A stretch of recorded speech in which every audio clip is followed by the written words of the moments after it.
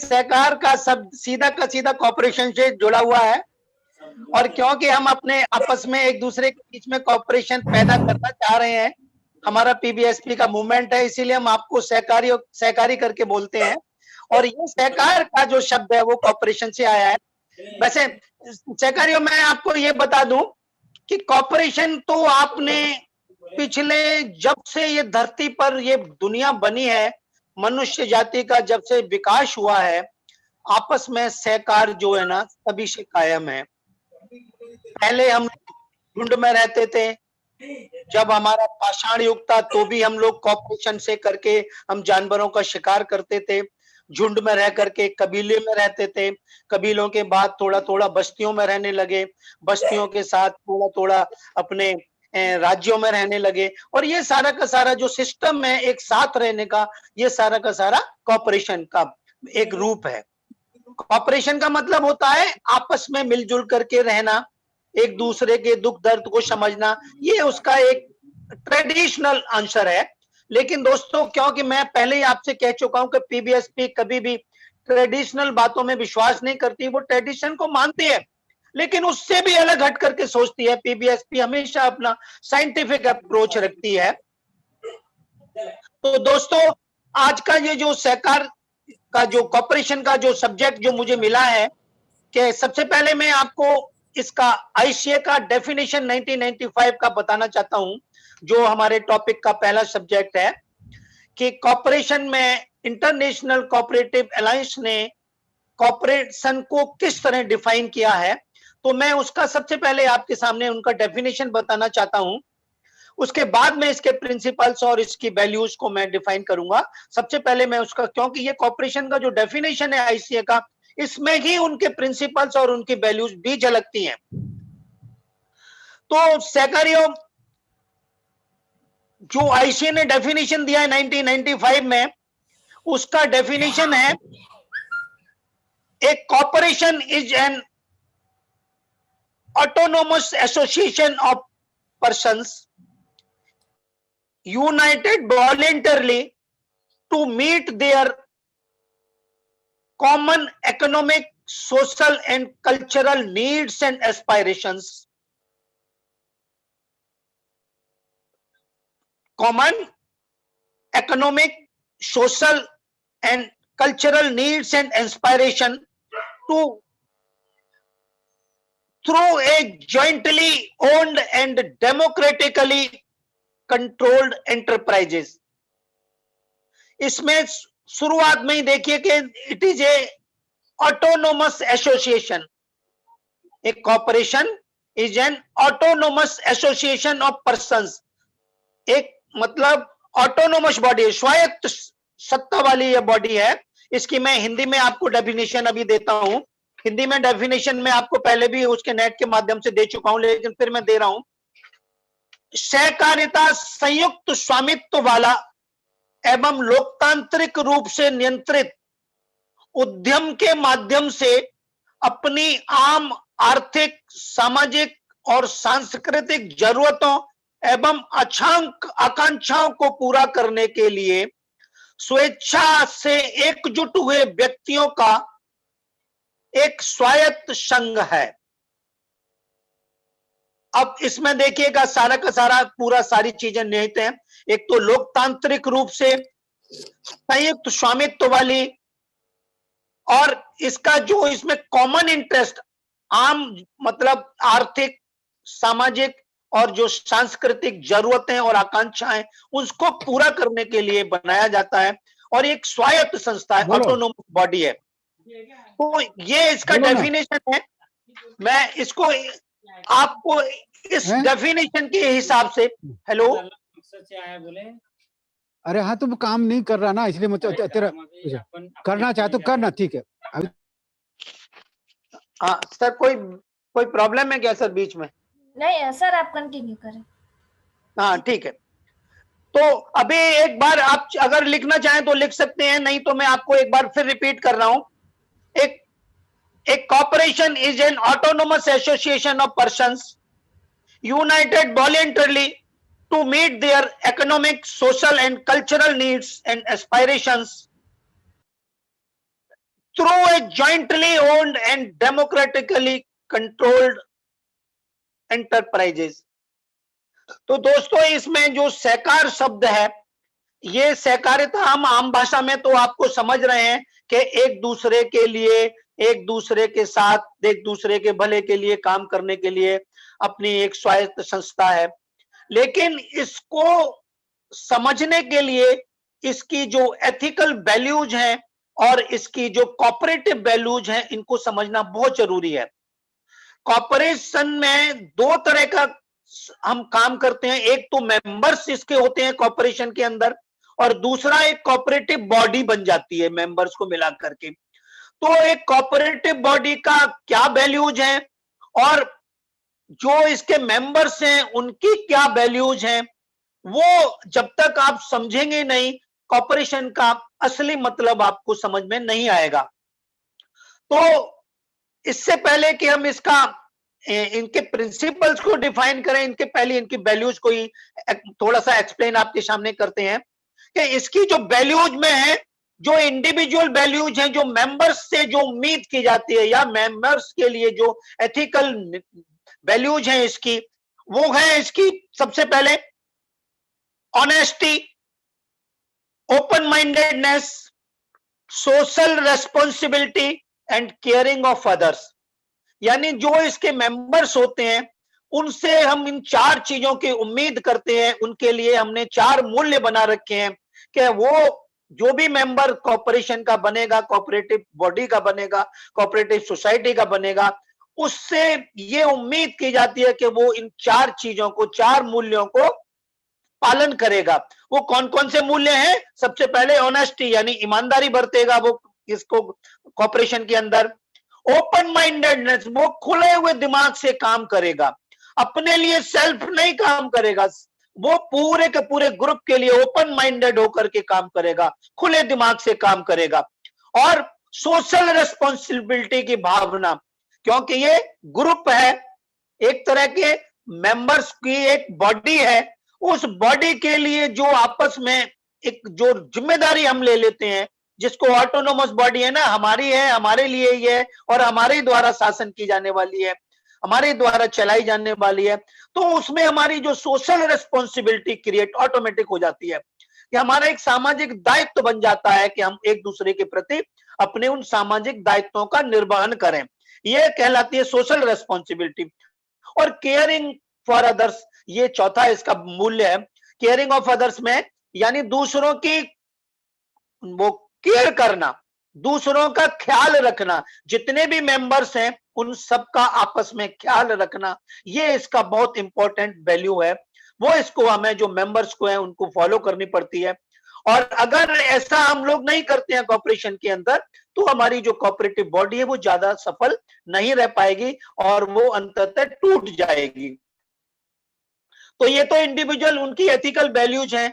और इसी तरह जब ये कॉर्पोरेशन बन जाती है, जिस ग्रुप में हम काम करते हैं या जिस कोऑपरेटिव बॉडी में हम काम करते हैं, तो उस कोऑपरेटिव बॉडी की भी एज ए होल उसकी भी कुछ वैल्यूज होती हैं, कुछ की भी कुछ जरूरतें या उसकी भी कुछ मूल्य हैं जिनका उस बॉडी को पालन करना पड़ता है। और वो कौन से मूल्य हैं वो भी आपके सामने मैं डिफाइन किए दे रहा हूं। सबसे पहला है कि सेल्फ हेल्प, कि जो कॉर्पोरेशन की जो वैल्यू है, जो बॉडी की जो जरूरत है या बॉडी का जो काम है या बॉडी का जो मूल्य है, जो भी ग्रुप है, उस ग्रुप का सबसे पहला काम है कि वो सेल्फ हेल्प, यानी आपस में एक दूसरे का सेल्फ हेल्प, वो स्वयं काम करते हैं, अपने लिए उन्हें कोई कुछ कहता नहीं, कोई गाइड नहीं करता, अपने आप वो स्वयं अपने आप अपनी मदद करते हैं उस बॉडी के अंदर। सेल्फ रेस्पॉन्सिबिलिटी, और अपनी जिम्मेदारी, ये नहीं कि मैं कोई मेरा काम कोई दूसरा करेगा या मैं किसी दूसरे के ऊपर बोझ हूं या मैं दूसरे के ऊपर उनकी उसके बगैर काम नहीं कर सकता, ऐसा नहीं है। हमें इसमें सेल्फ रेस्पॉन्सिबिलिटी की भावना भी पैदा करनी पड़ती है ग्रुप के अंदर।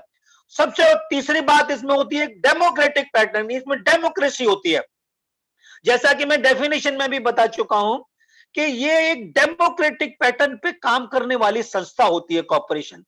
तो इसमें जो डेमोक्रेसी है यानी लोकतंत्र की भावना, कि लोकतंत्र में क्या है, पब्लिक का पब्लिक के लिए, पब्लिक के द्वारा, तो ये हम लोग एज ए पब्लिक हैं इस कॉर्पोरेशन बॉडी के अंदर, जो मेंबर्स हैं, जो इनके सारे के सारे, तो वो अपना अपने लिए अपने द्वारा करते हैं। तो ये जो डेमोक्रेटिक पैटर्न है, यानी लोकतांत्रिक तरीके से चलने वाली एक संस्था है। अच्छा, और सबसे चौथा नंबर आता है इसमें इक्वालिटी का। सारे के सारे लोग वो उसमें समान, उन्हें वोटिंग राइट, समान उनके अधिकार, समान उनकी रेस्पॉन्सिबिलिटी, समान उनकी सारी के सारी वैल्यूज होती हैं। ये नहीं है कि कोई आदमी कम कर रहा है, कोई ज्यादा कर रहा है, किसी को ज्यादा पावर मिली हुई है, किसी को कम पावर मिली हुई है। एक आदमी को एक वोट है तो इक्वल वोट तो इक्वल राइट्स पूरे के पूरे उसमें होते हैं, यानी इक्वलिटी इसके अंतर्गत बहुत होती है आपस में। और इसी तरह इक्विटी, इक्विटी पे ये होती है कि इक्विटी का मतलब है कि उसकी हैसियत के हिसाब से उसको मूल्यांकन करना। अगर मैंने उसमें कोऑपरेटिव बॉडी में अपना शेयर, मान लो मैंने 10% का रखा हुआ है या 15% का रखा हुआ है, तो मुझे मेरी इक्विटी के हिसाब से मुझे उसका प्रॉफिट या उसका जो लाभ है वो मुझे मिलेगा। ये नहीं है कि मैं कम पार्टिसिपेशन है मेरा लेकिन मैं ज्यादा के लिए उम्मीद करूं, ऐसा नहीं है। मुझे इक्विटी मतलब है उसका जो उसकी वैल्यू है एक तरह से उस ग्रुप के अंदर, वो बराबर आंकी जाएगी। ये नहीं है कि मैंने 4 शेयर रखे हुए हैं अपने पास में, तो मैं 3 शेयर का मुझे मिले, किसी को 5 का मिल जाए, किसी को 2 का मिल जाए, ऐसा नहीं है। जिसकी जितनी इक्विटी है उसके हिसाब से उसको उसका रेस्पॉन्सिबिलिटी, उसका जो शेयर है, पे प्रॉफिट है, ये सारा का सारा उसकी इक्विटी के हिसाब से उसको मिलता है। और सबसे जो लास्ट इसका जो वैल्यू है वो है सॉलिडरिटी, एकजुटता। आदमी स्वतः ही इस कॉर्पोरेशन के अंदर जब आ जाता है या एक कॉर्पोरेटिव बॉडी में मिलके जब काम करने लगता है, तो उसमें ऑटोमेटिक सॉलिडरिटी की भावना पैदा हो जाती है। उसमें एक सामूहिक ताकत अपने आप में पैदा हो जाती है। वो अपने आप को अकेला नहीं समझता, बल्कि ये समझता है कि मैं ग्रुप में हूं, ग्रुप मेरे लिए है, मैं ग्रुप के लिए हूं। अगर ग्रुप के किसी मेंबर को कोई भी प्रॉब्लम आती है तो ग्रुप मेरी मदद करेगा। ऐसे करके उसकी एकजुटता की भावना उसके अंदर पैदा होती है और एक तरह का उसको शेल्टर मिल जाता है।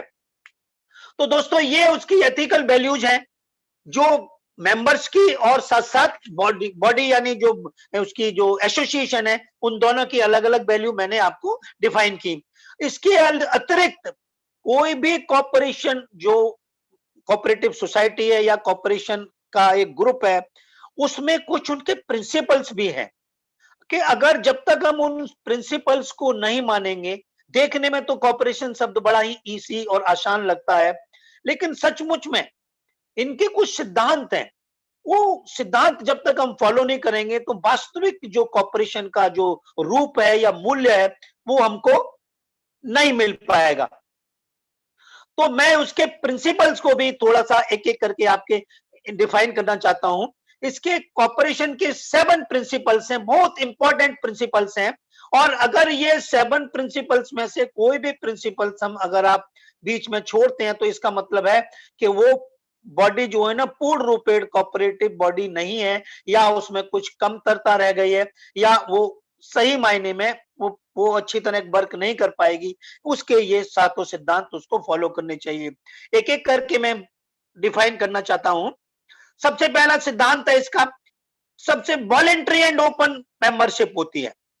वॉलेंटरी एंड ओपन मेंबरशिप, ये स्वेच्छा से आया हूं, मैं किसी को जोर जबरदस्ती नहीं गया हो तुम एक हमारी कॉर्पोरेशन के कॉर्पोरेटिव बॉडी के मेंबर बन जाओ, या हमारी कॉर्पोरेशन है आप इसमें आ जाइए। किसी पे कोई जोर जबरदस्ती नहीं है, आदमी स्वेच्छा से आकर के इसमें स्वेच्छा से अपना मेंबर बनता है, स्वेच्छा से अपनी रेस्पॉन्सिबिलिटी, अपनी जो भी वर्क है जो उनको ऑटोनोमस तरीके से स्वायत्त संस्था की तरह जैसे वो सब स्वयं वॉलेंटरी करता है। और इसी तरह ओपन मेंबरशिप है, इसमें कोई भी ऐसा कोई बंधन नहीं है। आप आराम से अपने इसकी मेंबरशिप लेकर के खुले रूप से आप इसमें ओपन मेंबरशिप है, आप आराम से अगर इसके सिद्धांतों को फुलफिल कर रहे हैं या इसकी जो कंडीशंस है उसको फुलफिल कर रहे हैं, आप उस ग्रुप में आना चाहते हैं, तो आपको एकदम ओपन उसके लिए मेंबरशिप आपके लिए खुली हुई है। नंबर 2 है उसका डेमोक्रेटिक मेंबर कंट्रोल होता है। जितने भी जो मेंबर्स हैं, जैसा कि मैंने डेफिनेशन में ही बता दिया है कि वो एक डेमोक्रेटिकली कंट्रोल्ड एंटरप्राइज होता है, एक लोकतंत्र तरीके से कंट्रोल करने वाली बॉडी होती है, जिसमें कि सारे मेंबर्स जो हैं वो डेमोक्रेटिक पैटर्न पे काम करते हैं, लोकतांत्रिक तरीके। उसमें कोई भी एक आदमी की चलने वाली के वो एक खुद ज्यादा कहे कि मैं ये हूं, मैं वो हूं, अपनी वो चलाए बॉडी उसमें कॉर्पोरेशन के अंदर, तो वो मान्य नहीं होती है। उनको सबके सारे लोगों को बराबर का लोकतांत्रिक तरीके से उसका कंट्रोल करने का अधिकार होता है। तीसरा उसका जो प्रिंसिपल है, members economic, social and cultural participation. देखिए डेफिनेशन में हमने आपको पहले ही बताया था कि उसमें एक कॉमन इंटरेस्ट होता है कॉर्पोरेशन के अंदर, और वो कॉमन इंटरेस्ट क्या होता है, कॉमन इंटरेस्ट किस रूप में होता है कि कॉमन इकोनॉमिक, सोशल या कल्चरल, ये तीनों चीजें आर्थिक, सामाजिक और सांस्कृतिक जरूरतें और आकांक्षाएं उसमें हर मेंबर की होती हैं। ये नहीं है कि मैं कोई आदमी सारे के सारे अपने बेनिफिट उठा रहा है, किसी को कुछ भी नहीं मिल रहा है, ये कुछ नहीं है। लोगों के कॉमन इंटरेस्ट है, जब तक उसमें कॉमन इंटरेस्ट नहीं है, जब तक वो कॉर्पोरेशन कहला ही नहीं सकती है।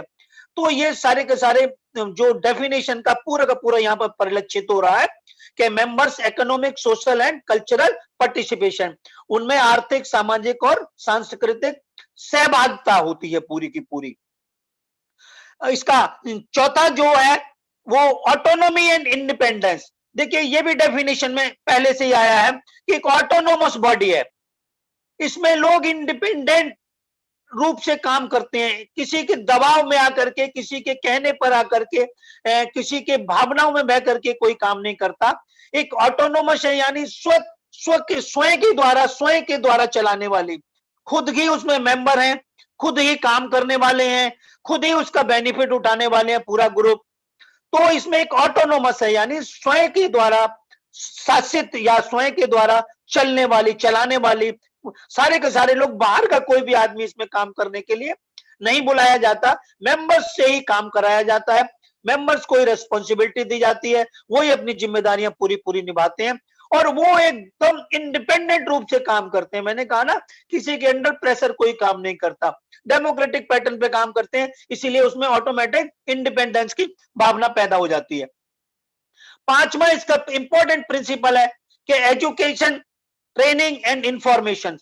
ये जो कॉर्पोरेशन है, जब हम कोई कॉर्पोरेटिव बॉडी बनाते हैं, जब रजिस्टर्ड कराते हैं, तो रजिस्टर्ड कराने के बाद में गवर्नमेंट भी इस जो कॉर्पोरेशन है, इस बॉडी को, इस कॉर्पोरेटिव संस्था को कुछ जानकारी, एजुकेशन देती है, मतलब शिक्षा देती है, उसके लिए ट्रेनिंग कराती है, कुछ पर्टिकुलर फीस लेकर के आपसे, आपके मेंबर्स को आपको ट्रेनिंग दी जाती है। उसके लिए जो शैक्षणिक व्यवस्था, जो उससे संबंधित लिटरेचर है, जानकारी है, उस सब की शिक्षा आपको दी जाती है, उसका ज्ञान आपको दिया जाता है, आपकी ट्रेनिंग कराई जाती है कि कैसे आप इसको चलाएंगे, ये बॉडी कैसे काम करेगी, और सारी की सारी इससे संबंधित समय समय पर जो इंफॉर्मेशन है, जो चेंजेज आते हैं, जो नई नई जानकारियां होती हैं, वो सब आपको इसके माध्यम से मिलती हैं। अगर ये चीजें आपको नहीं मिलेंगी तो आपका जो कॉर्पोरेशन है वो आपका ठीक ठाक नहीं चल पाएगा, या जो लेटेस्ट जानकारियां, लेटेस्ट नियम, कायदे, कानून, प्रशिक्षण, ये सारी की सारी चीजें आपको गवर्नमेंट मुहैया कराती रहती है वक्त वक्त पे, और जैसे जैसे चेंजेज होते जाते हैं आपके मेंबर्स के लिए वो जानकारियां प्रस्तुत करती जाती है। नंबर 6 इसका कॉपरेटिव, कॉपरेशन एमंग कॉपरेटिव्स, सहकारियों के बीच में, मतलब जो सहकारी, जो कॉपरेटिव संस्थाएं हैं, उनके आपस के बीच में भी इसमें कॉपरेशन होती है। मतलब केवल यही नहीं कि एक मेंबर्स हैं हम इसके, एक कॉपरेटिव बॉडी के, तो मेंबर्स के ही आपस में हमारी कॉपरेशन है, ऐसा नहीं है। एक ग्रुप के द्वारा दूसरे ग्रुप की भी इसमें कॉपरेशन होती है। एक ग्रुप, एक कोऑपरेटिव बॉडी दूसरे कोऑपरेटिव बॉडी के लिए भी एक मतलब उसका काम करती है, उसकी भी उसमें मतलब हित कर सकती है या करती है। एक दूसरे का, एक ग्रुप दूसरे ग्रुप में भी आपस में कॉपरेशन बनाए रखना की भावना इसके अंदर पैदा होती है। तो इसीलिए इसको कहते हैं कि कॉपरेशन एमंग कॉपरेटिव, यानी विभिन्न विभिन्न जो ग्रुप्स हैं, जो कॉपरेटिव बॉडीज हैं, वो भी आपस में एक दूसरे में कॉपरेशन की भावना पैदा करती हैं। ये सबसे बड़ा इस कॉपरेशन का फायदा है और ये इसका बहुत बड़ा सिद्धांत है। जो लास्ट इसका सिद्धांत है 7 नंबर का, वो कंसर्न फॉर कम्युनिटी। देखिए जो मेंबर्स हैं वो किसी ना किसी कम्युनिटी को बिलोंग करते हैं, या एक तरह से ये जो ग्रुप है उनकी एक कम्युनिटी बन जाती है, क्योंकि कॉपरेशन के अंतर्गत अधिकांश से ऐसा देखा जाता है कि एक ही ग्रुप के, एक ही इनकम रेंज के, एक ही स्टेटस के, एक ही पढ़ाई से लिखाई शिक्षा के करीब करीब करीब करीब एक जैसे लोग अपनी कॉपरेशन चलाने में कामयाब होते हैं। तो वो जो एक कम्युनिटी बन जाती है, वो एक तरह की कॉपरेशन क्या है, एक ग्रुप है, और ग्रुप क्या है, एक समाज का रूप ले लेता है और एक कम्युनिटी का है, कम्युनिटी का रूप ले लेता है। तो जो मेंबर जिस कम्युनिटी से बिलोंग कर रहे हैं, हम तो कहेंगे कि वो संस्था से बिलोंग कर रहे हैं, तो ये संस्था उनकी एक कम्युनिटी बन जाती है और इन पे आपस में एक दूसरे का कंसर्न, मतलब उनसे सरोकार होता है, एक दूसरे में अपनी कम्युनिटी के जो जिस कम्युनिटी को वो बिलोंग करते हैं, या जिस संस्था को वो बिलोंग करते हैं, या जिस समाज को वो बिलोंग करते हैं, उसके प्रति भी उनकी कंसर्न रहता है या उनकी सहभागिता रहती है और उनके प्रति उनका थोड़ा सा मोह और वो उनका जवाबदेही बनती है। तो ये 7 इंपॉर्टेंट प्रिंसिपल्स हैं। अगर ये 7 इंपॉर्टेंट प्रिंसिपल्स अगर हम नहीं अपनाते हैं, तो एक कॉपरेशन जो है ना वो हमारी कामयाब नहीं होती है। तो कॉपरेशन मैंने कहा ना कि देखने में सुनने में बड़ी आसान लगती है, लेकिन इसकी जो एथिकल वैल्यूज हैं मेंबर्स की, कॉपरेशन की एथिकल वैल्यूज हैं, कॉपरेशन की जो वैल्यूज हैं और इनके जो प्रिंसिपल्स हैं, ये सारी चीजें हमको फॉलो करने पड़ती हैं, तब जाकर के एक रियल कॉपरेटिव बॉडी बन पाती है। तो दोस्तों मैं अभी आपके सामने मैंने इसकी आईसीए की जो डेफिनेशन दी है, आप देखते हैं कि इस डेफिनेशन में ये 7 प्रिंसिपल्स पूरे के पूरे इसके अंदर झलकते हैं। तो अब मैं इसके बाद में अब आपके सामने वो आ रहा हूं कि जो इसका थोड़ा सा इसका इतिहास कैसा रहा, और ये जो डिके हमारा 2011 से लेकर के 2020 का आईसीए ने जो डिक्लेरेशन किया कि भाई सबसे पहले उन्होंने 2009 में इस आईसीए की एक बहुत बड़ी मीटिंग हुई, इंटरनेशनल कोऑपरेटिव अलायंस जो है, इसकी 2009 में एक जबरदस्त मीटिंग हुई और उन्होंने ऐसा महसूस किया कि कॉपरेशन को पूरे विश्व में एक समान तरीके से और एक इफेक्टिव तरीके से लागू किया जाए। तो इसके लिए हम जैसे विभिन्न विभिन्न रूप में कोई लोग हम जैसे वुमेन्स डे मना रहे हैं, कभी मदर्स डे मना रहे हैं, कभी फादर्स डे मना रहे हैं, तो इस तरह कभी हम इंडिपेंडेंट डे मना रहे हैं, कभी कुछ मना रहे हैं। तो इसी तरह हम इस कॉपरेशन को भी एक रिकॉग्निशन देने के लिए हम पूरे के पूरे इंटरनेशनली एक कॉपरेशन ईयर मनाएं, एक सहकारिता वर्ष मनाएं। ये 2009 में आईसीए ने डिसाइड किया कि सन 2010 को पूरे दुनिया के अंतर्गत हम एक कॉपरेशन ईयर के रूप में मनाएंगे। और ये कॉपरेशन ईयर ही नहीं, बल्कि उसके बाद 2011 से लेकर के 2020 तक एक पूरा का पूरा डिके, एक दशक जो है, इसको पूरी दुनिया में हम सहकारिता दशक के रूप में मनाएंगे। तो ये आईसीए ने डिक्लेयर किया और इसी के तहत मैं आपको थोड़ा सा यहीं आपको जानकारी दे दूं कि दिसंबर 2011 में जो आईसीए का प्रतिनिधित्व करने वाली जो कुछ मेंबर्स या उसके जो प्रतिनिधि भारतवर्ष में भी आए, भारतवर्ष में भी यहाँ की सरकार को उन्होंने बोला कि भाई हम पूरे इंटरनेशनली 2010 का साल तो सहकारिता वर्ष के रूप में मनाया जा रहा है पूरी दुनिया में, आप भी मनाएं। और सन 2011 से लेकर के 2020 का को सहकारिता दशक के रूप में मना रहे हैं। तो भारतवर्ष ने भी न चाहते हुए भी इसको हाँ भरा कि हाँ हम भी अपने यहाँ पे 2011 से लेकर के 2020 तक का ये जो दशक है इसको सहकारिता दशक के रूप में मनाएंगे। और 12 जनवरी सन 2012 को ये एक, वैसे तो दिसंबर 2000 मतलब इसको 11 में ही इसका एक विधेयक अमेंडमेंट जो 97 के तहत भारत में जो इसको हमारे फंडामेंटल राइट्स में बनाने के लिए संविधान में ये थोड़ा संशोधन इन्होंने किया, जिसको अमेंडमेंट 97 के नाम से बोला जाता है, अमेंडमेंट 97 ऑफ 2011। दिसंबर में 2011 में ये संसद में पेश हुआ और इसको 12 जनवरी सन 2012 को विधिवत रूप से हमारे प्रेसिडेंट ऑफ इंडिया ने मान्यता दी और 13 जनवरी 2011 मतलब 12 से ये कानून के रूप में हमारे को फंडामेंटल राइट्स में इसको जगह मिल गई। तो दोस्तों ये भारतवर्ष में, अच्छा एक चीज इसके बारे में हम यही बताना ये चाहेंगे कि भारतवर्ष के अंदर इसको सहकारिता वर्ष और सहकारिता दशक तो डिक्लेयर कर दिया और फंडामेंटल राइट्स में भी इंक्लूड कर दिया अमेंडमेंट 97 के तहत, लेकिन एक्चुअल में उन्होंने इसका जो सहभागिता के, जो सहकारिता के बेनिफिट्स पब्लिक को देने थे या उस वर्ग को देने थे जो सहकारी ग्रुप में आते हैं या जो सहकारिता का फायदा लेना चाहते हैं, वो उन्होंने कहीं पर नहीं दिए। और इसका असली रूप आपने सन 2020 के लास्ट में देख लिया कि जब कोरोना काल में हमारे लाखों करोड़ों मजदूर लॉकडाउन के अंदर उन्होंने उनको खुला छोड़ दिया और उनके लिए कोई भी साधन मुहैया नहीं कराए। अपने लोगों के लिए तीमारदारों ने, पैसे वालों ने, जिनके बच्चे विदेशों में फंसे हुए थे, उन्होंने अपने बच्चों के लिए जो कि कोरोना इफेक्टेड कंट्रीज में काम कर रहे थे उनको लाने के लिए तो उन्होंने प्लेन्स वगैरह की सुविधाएं दे दी और कोरोना को इनडायरेक्टली इंपोर्ट कर लिया भारतवर्ष में। भारत में ये महामारी नहीं थी लेकिन उसको महामारी का रूप जबरदस्ती इंपोर्ट करके लोगों को बुला बुला करके दे दिया। लेकिन जब लॉकडाउन किया तो हमारे मजदूरों के लिए कहीं पर बस या उनके लिए ट्रांसपोर्टेशन के मींस की कोई सुविधा भी नहीं दी गई। तो भारतवर्ष में केवल और केवल नाम के लिए 2011 से 2020 का दशक ऐसे ही निकाल दिया।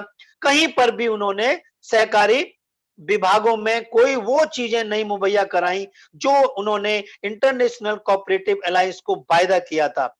यानी केवल केवल कागजों पर रहा और वो हकीकत में उन्होंने कुछ भी नहीं किया। तो दोस्तों ये सन 2011 से लेकर के सन 2020 का जो दशक था वो एक फ्यूटाइल डिक्लेयर रहा। तो हम भारतवर्ष में इसका कोई लाभ नहीं मिल पाया।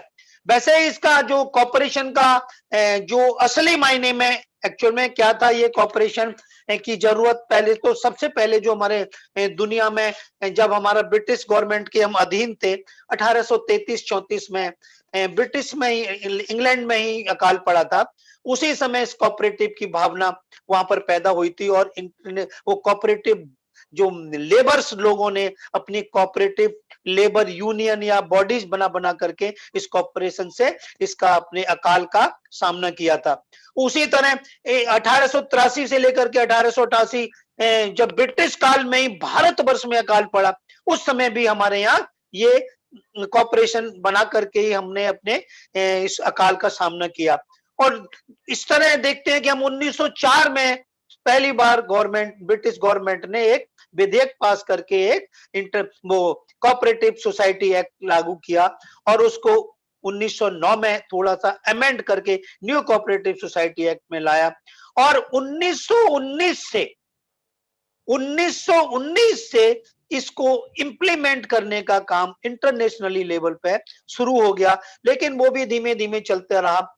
अब बिल्कुल जो असल रूप में 1995 में ये आई, मतलब पूरे दुनिया के अंदर विधिवत रूप से जब इसकी इंटरनेशनली एक इसकी डेफिनेशन दी गई। तो ये सारा का सारा एक छोटा सा मैंने इसकी हिस्ट्री भी आपके सामने बता दी है कि ये कॉर्पोरेशन में हमने कैसे कैसे शुरू हुई और कहां जाकर के ये इसका 1995 तक हम लोग कैसे आए और उसके बाद में 2010 और 2011 से लेकर के 2020 का जो डिके है ये भी सब कोऑपरेटिव अलायंस ने यहाँ पर डिक्लेयर किया।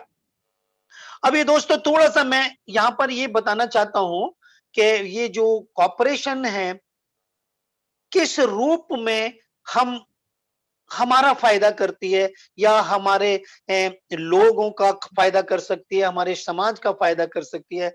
अगर आपका इस कॉर्पोरेशन का एक शाब्दिक जो मीनिंग देखें तो आपको हमारी एमकेएसओटी में एक मीनिंग कॉर्पोरेशन के उसका जो साइनोनिम्स दिया है, दैट इज सोशल एंडोस्मोसिस। यानी corporation is another name of social endosmosis. Social endosmosis का ही ये दूसरा रूप है। और सोशल एंडोस्मोसिस आप समझते हैं कि सोशल एंडोस्मोसिस क्या है? सोशल डेमोक्रेसी है। और सोशल डेमोक्रेसी क्या है? जो बाबा साहब का संविधान में जो व्यवस्था है, equality, liberty, fraternity and justice, ये जो भावना है वो सोशल डेमोक्रेसी में आती है। और सोशल डेमोक्रेसी जो है ना, वो सोशल एंडोस्मोसिस का ही एक रूप है। और सोशल एंडोस्मोसिस जो है वो कॉर्पोरेशन का रूप है। कॉर्पोरेशन से ही सोशल एंडोस्मोसिस पैदा होता है। तो ये बहुत ही इंपॉर्टेंट चीज है। ये हमारे समाज में अगर हमें जाति रूपी दानव का मुकाबला करना है तो एमकेएसओटी हमारा ये कहता है कि अगर caste is a dangerous virus then social endosmosis या कॉर्पोरेशन इज पोटेंशियल एंटीवायरस।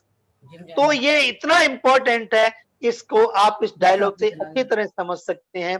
तो इन्हीं शब्दों के साथ दोस्तों मैं ये कहना नहीं भूलूंगा कि अगर हमें अपने समाज को जाति रूपी दानव से लड़ना है, अम्बेडकरवाद को rejuvenate, immunise, revitalise and renovate करना है, तो इस कॉर्पोरेशन को हमें समस्त बुद्धिजीवियों को समझना होगा और समझ करके हमें अपने समाज को समझाना होगा।